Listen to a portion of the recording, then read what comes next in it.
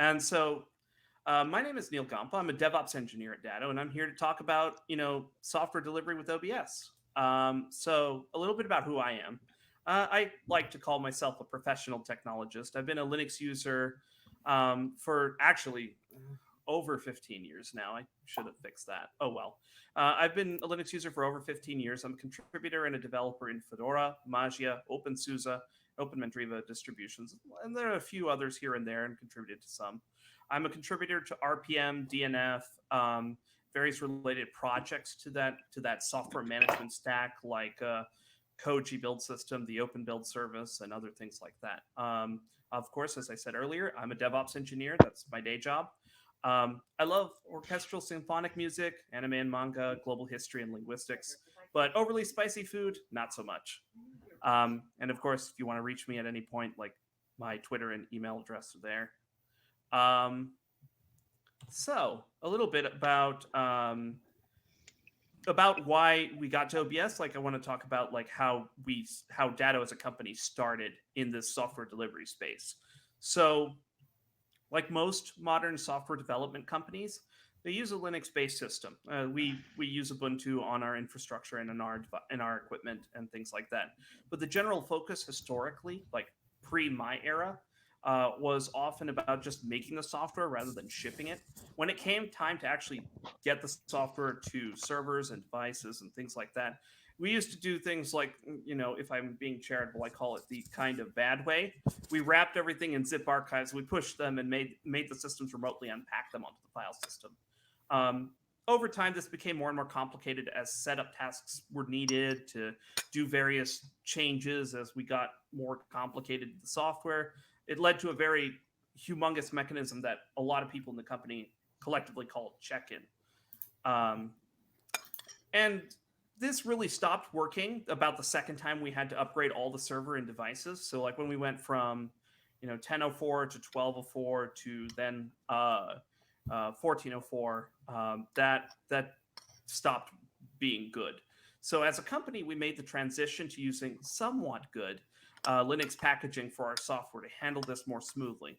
Our system for handling it was unfortunately a custom monstrosity. It was also very limited in what it could do. It was very, very tightly scoped to handling that particular use case back then. But it worked, and everything was kind of okay until the Datto Linux agent was introduced in DattoCon 15, which is DattoCon is Datto's corporate event in the same way like how SUSECon is for SUSE. And we announced the Datto Linux backup agent then, and there were a number of issues that we mostly had hand waved that this brought forth. Like we couldn't build dependent packages and chain off of it. We were restricted to only one distribution family, Ubuntu, and the setup was very fragile. We had to go in and edit the code to add a new package to the build logic and then have it chain up with custom hook setups. And it usually took about a day or so to actually get a package registered and working. And so it was a pretty miserable experience.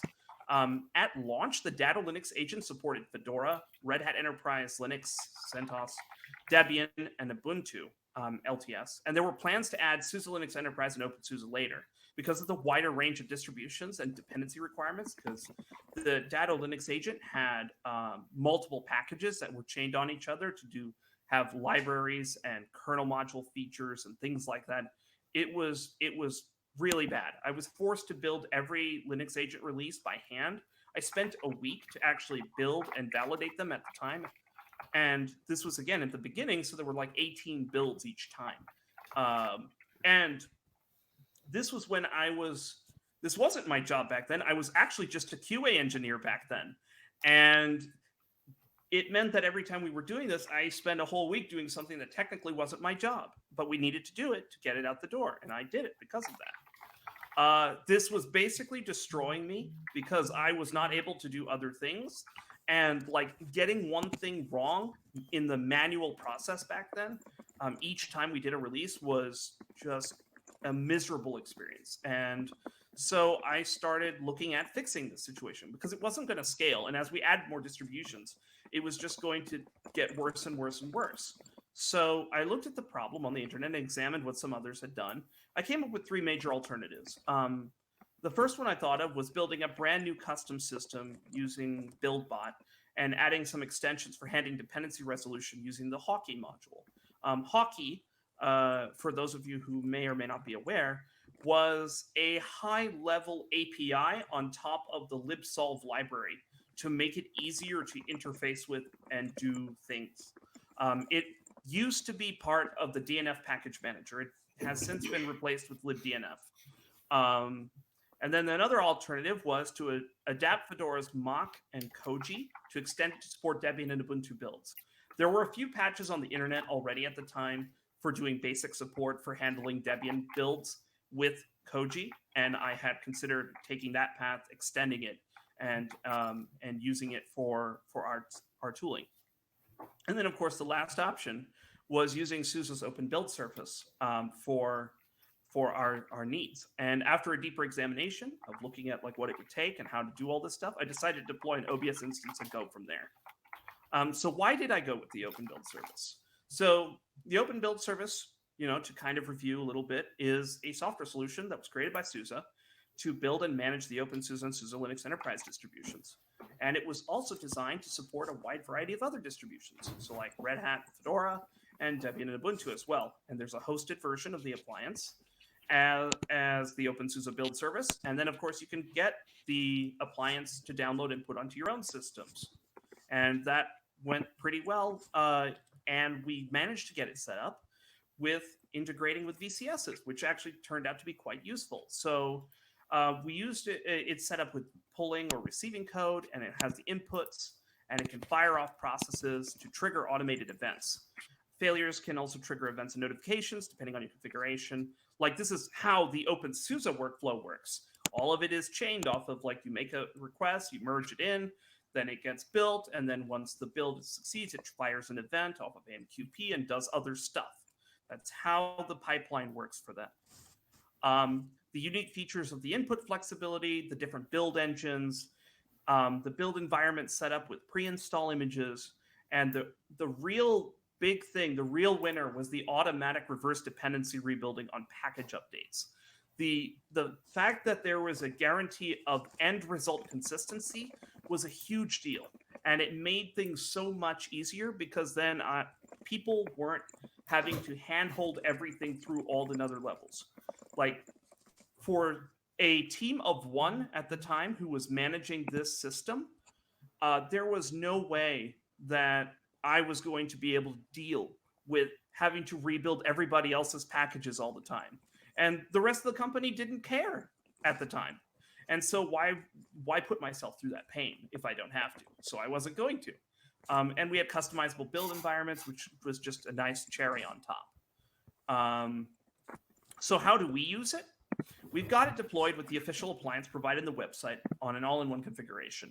The appliance runs in a VM without nested virtualization, so container environments are used. So we primarily target Ubuntu for most of our software, though we build all of our software with RPM spec files using the OBS spec builder engine and the tool called debbuild.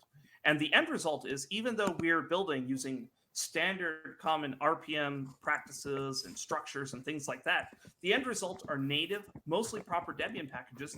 And if I take the care to do it, they even more or less fully comply with Debian policy. It isn't horribly difficult, and it doesn't make you feel like you hurt yourself trying to build a Debian package. And we currently build over 500 packages across nearly 350 projects with over 1,100 repos. The last mass rebuild that we did with this took approximately 8-ish hours across 6 builders on the single machine. Most projects target at least 2 distribution families and produce native packages for both using the same RPM spec file. The Data Linux agent is a little bit on the special side. It's been built for over 50 different Linux distribution targets across all the versions that has ever existed on the Red Hat, SUSE, and Debian families. At this point in time, we support a little under half that with the most current versions. So that's like what what would have taken me, like if I had gone the old way, it would have taken me a month to make a release. Like I don't know if anyone would have been willing to accept me spending 1 month working on one thing. Like that's asking for a lot from anybody. Also, it's not even something I like doing. I don't like manually building everything. So that was no fun, and I'm happy that I don't do that. So I want to show you a little bit of like how this system kind of works for us. So let's see if I can pop out this there. And let's go over here.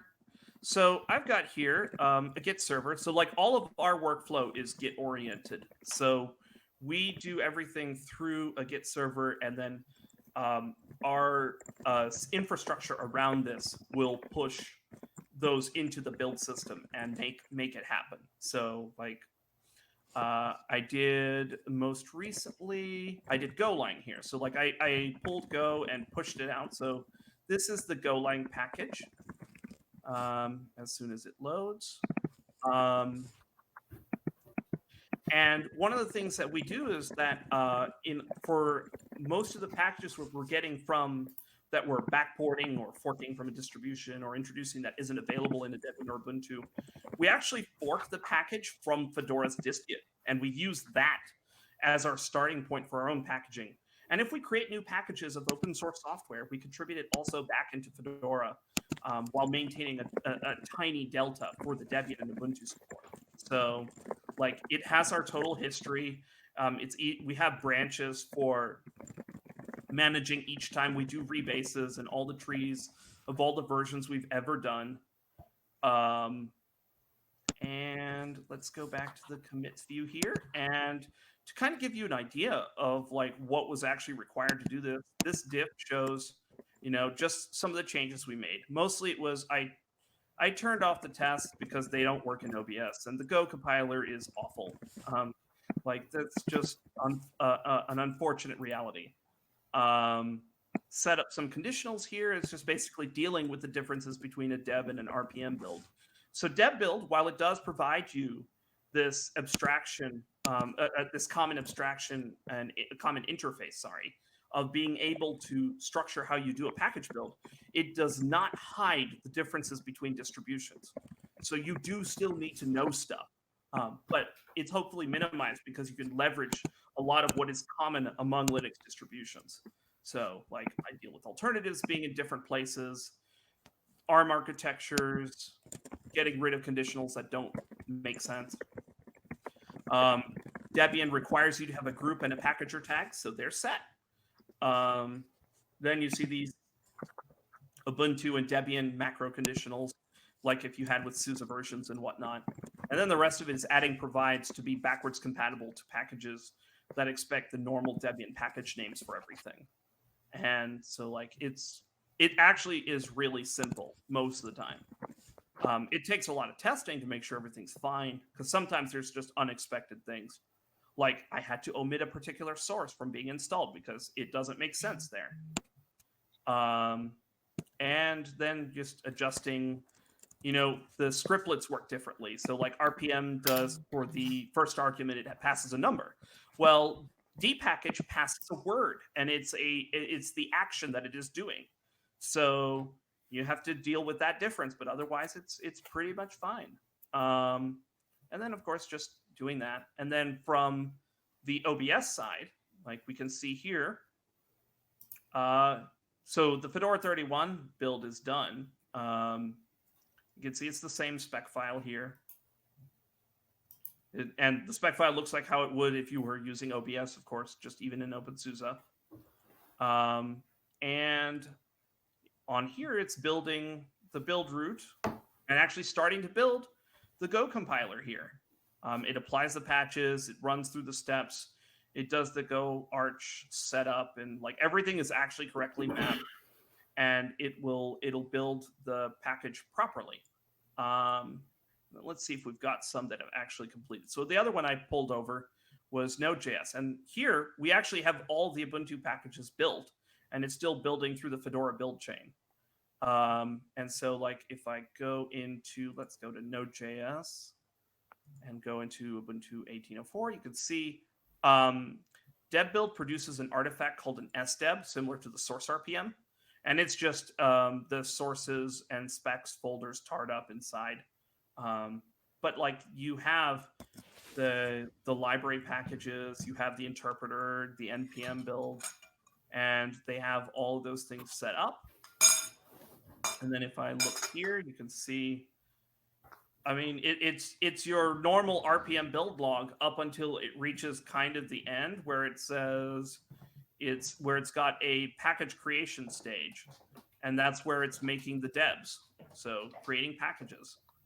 And like most of the time, the changes that we have to make from Fedora to Ubuntu or Debian are really minimal. So that is not this one. There we go. Can I just remind everyone to mute their microphones on their system? Thank you.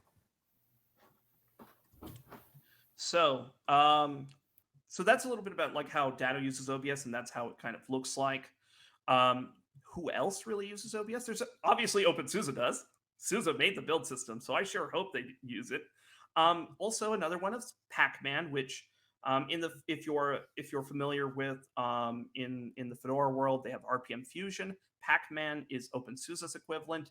It is the place where stuff that can't go into openSUSE lives for various reasons. The Mare project, or I think they're now called Sailfish OS now, Sailfish OS Core or something like that. Tizen from the Linux Foundation, and Linaro does a lot of their ARM stuff in an OBS instance. Dell has a non-public OBS that they use for building the packages that they ship for SUSE distributions and Red Hat distributions. Collabora, that company almost entirely operates in the Debian world, but they use OBS as well, and they maintain their own fork of OBS for handling their very specific use cases for their build system.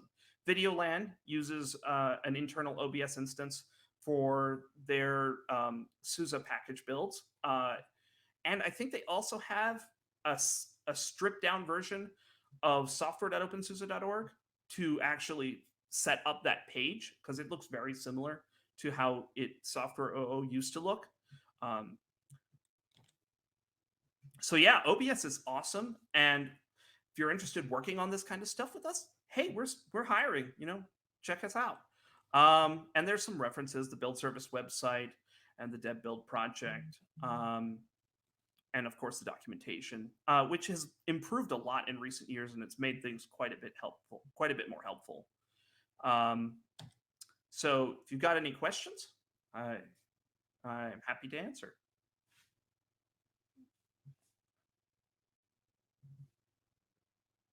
Nothing at all.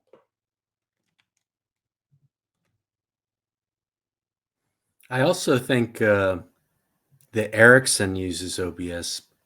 Oh, really? Okay. I think so. Very cool. For me, it's kind of super cool to hear it, because I used to work with, both Koji and OBS, and it's kind of nice to see why you go for one and not the other. So thanks for sharing it. Yeah, no. OBS has been very awesome to us, and it has made a lot of the stuff I do so much easier. It's one of the more stable pieces of our infrastructure, in the sense that it's very predictable and reliable. It's not if I were to compare between Koji and OBS, since you did bring up the two, the way I would describe the difference between the two is that Koji aims for environmental reproducibility, and OBS aims for total environment reproducibility with sources and binaries and everything, and OBS aims for and binary consistency. So like it really doesn't care about the binary packages insofar as, are they built from the latest set of from the sources that you have, and like has the rebuilds been queued and whatever. Like its goal is to make it so that you reach an end very consistent state, and the intermediate states and the earlier states all just don't matter. So from that perspective, it also means that you can't really cherry pick packages from older releases or older builds or intermediate builds or whatever. Like, you don't have that. You can do that in Koji. You can't do that in OBS. But OBS also lets you. But OBS will also just auto rebuild all your packages and make sure that they're all linked with the right stuff. And that trade off, for our particular case, was worth it. I have rarely felt like I needed the other alternative, and fortunately, I think I'm okay with the way that things have kind of laid out. So if I could share one thing that I kind of, what I miss in OBS and I kind of had in Koji and vice versa, then with Koji, it would be the decoupling of the source code management from build system, right? Because, I prefer Git, let's be honest. Yeah. So that's one thing that I kind of miss from Koji. And the other thing is people kind of raise that Koji can really replicate build, but it also depends. So when I actually had a task to reproduce the very same rel build that I did, let's say, a month ago, I actually figured out that there is a problem because you have like config files for certain things coming into place which are managed in certain Git repository. They change, especially if it's like shared, Google style Git repo with everything in it. You have to pick combination of two files from two different revisions. Not so easy. So it was quite an effort, and also you have to clone the tags. So I think that it took me like 2 hours at least to get to the configuration which enables me to rebuild the build. So it's not also coming for free. It's also challenging. Sure. But, You're right. I mean, I'm not saying that it's an easy or free thing to be able to do it, but the fact that it's possible is very it's cool. powerful. TimeDB is awesome. Yep. And speaking about the Git and the version control system, at Datto, we just don't rely on the OBS version control system, like, at all. The way that we tend to operate this is all of the operations happen via our Git server.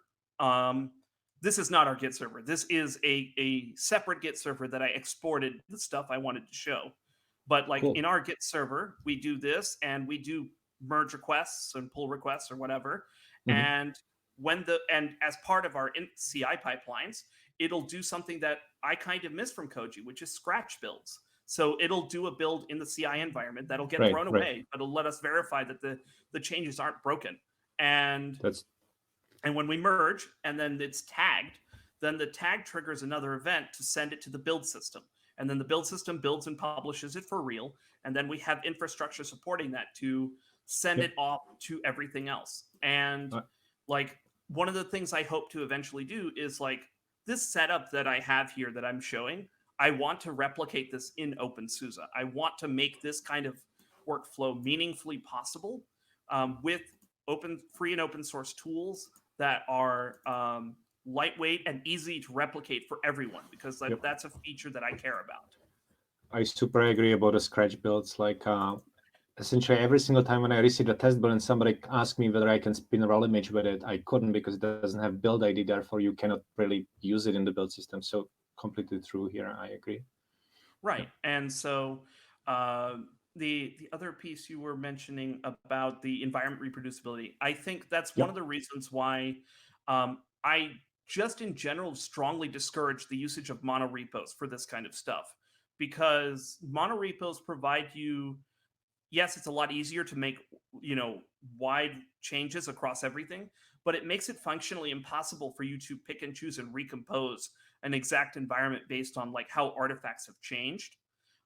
So like, generally speaking, I would say configuration for specific things, break it apart into separate repos. If your Git server is anything like Pagure, where you can set up the structures however you like, you can set up custom hooks underneath it, you can do eventing and stuff like that, then you can make it so that there's a full chain of traceability from the Git commit all the way to the published RPM. And this is something that we try very hard to have and to emulate it at Datto. I mean, we're not as good as it as, say, like Fedora is, but we get very close. And with the compromises that we've made, I think we've still made a decent infrastructure out of it.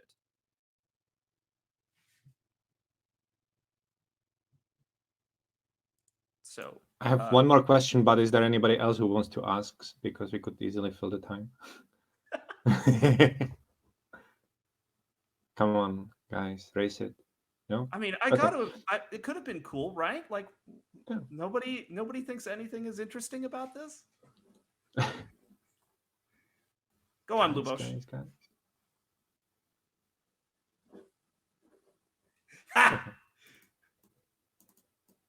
So, like, I'm not sure if you've covered it, or at least I don't have it in my mind right now, but how do you do any sort of pre-integration testing? So you have something like we do on staging on Leap. Do you have any equivalent of that in your company? So we currently don't, partly because so that's not true. We actually do have a way to do this. So right now our image composition process is outside of OBS. I am actually investigating how to bring that into the build service so that we can do our staging time is at image compose rather than at RPM build time. So we integrate at the image and then run tests on that. So right now that process exists outside of all of this part.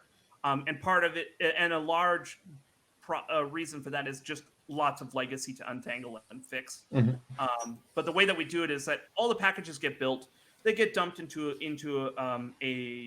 what we've called colloquially as a package server, a server that hosts package repos. And then there's when we do image composes, it includes a manifest that has the packages that should be pulled in, and it does a build of that image set, the set of images, and then goes through and we pass it through to either human testing or automated testing. At one point, we had an open QA instance that was actually doing things like booting up the image, clicking through things and setting it up, and then making sure that like workflows work across reboots and things like that, because we were testing USB sticks with persistence and things like that. And then there's a lot of the human testing to make sure things like web workflows work, that authentication flows work, things like that aren't so easy to simulate with automation. And then we have batteries of functional system tests that we run in a separate apparatus that will just go through and just do workflows through automation to see how they work as well. So I'm trying to bring some of that all back into like the build service itself that we have deployed and wire it back into our Git server, because a lot of our philosophy has been we want our Git server to be the place where people can figure out what's going on and kind of move from there. And so that's kind of the model we're increasingly moving towards. Like as we go through this, we want to further go towards that ideal.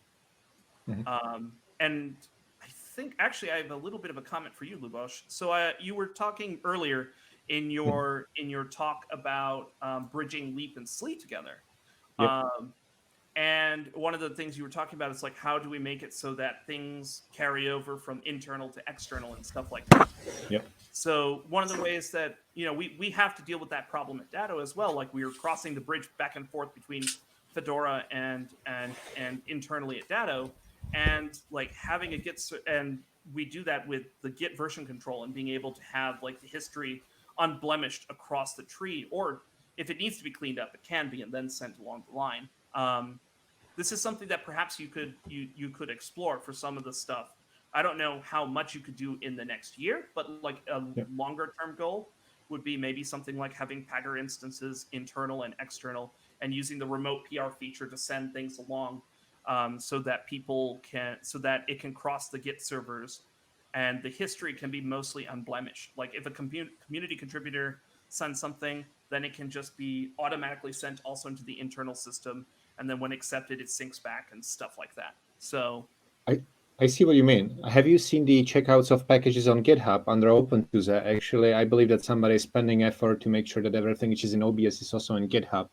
So I did see that. It's currently a giant monorepo. What I'd like to do maybe is that perhaps if we set up a small Pagure instance in openSUSE infrastructure and retarget that export, make it so that it builds like actual package source repos for each package individually instead of in one big repo, and then maybe start looking at experimenting with that kind of model. Because I think it'd be very cool, and it'd be a major benefit for like how the workflow for contributing and downstream and upstream and side stream models within the openSUSE community.